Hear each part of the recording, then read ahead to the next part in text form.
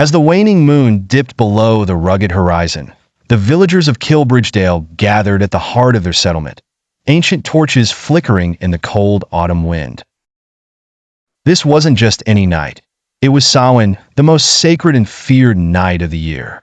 Legend held that the boundary between the worlds of the living and the dead would thin until it was barely a whisper, allowing spirits to cross over from the Otherworld.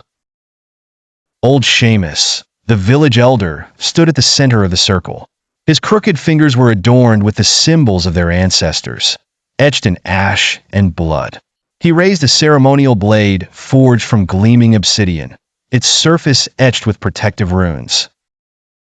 Tonight, we confront our ancestors and perhaps much darker entities, he intoned solemnly. Keep your wits about you, for not all spirits seek to reunite peacefully. With that, the villagers dispersed to their posts.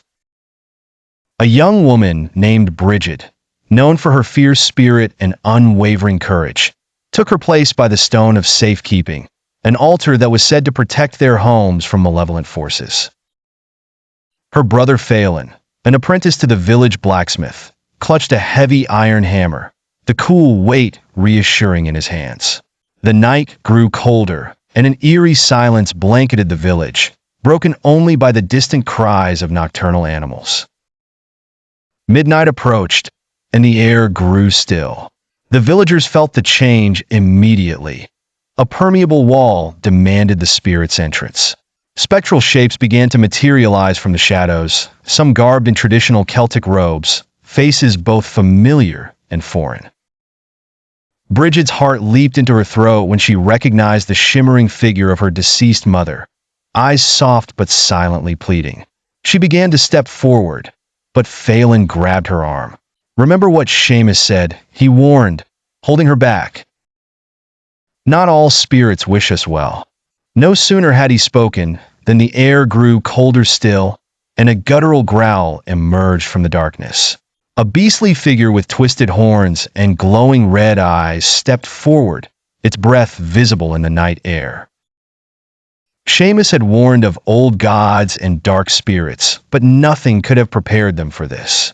The beast lunged at the villagers, scattering them like leaves. Phelan swung his hammer with all his might, but was swatted aside, as if he were nothing more than an insect. Brigid, driven by a mixture of fear and determination, dashed to the stone of safekeeping, chanting an incantation passed down through generations. Light burst from the stone, blinding the beast and halting its rampage. The creature snarled and recoiled, its form flickering as if struggling to maintain its presence in this world. With a final roar, it vanished into the void, taking the other malevolent spirits with it. The village gradually reassembled, their faces pale, but their spirits unbroken. Seamus stepped forward and placed a hand on Brigid's shoulder. "You have upheld our ancestors' legacy," he said warmly. "We are safe for now." As the first light of dawn crept over the horizon, the villagers knew they had survived Samhain night, but the Otherworld's threat would return next year.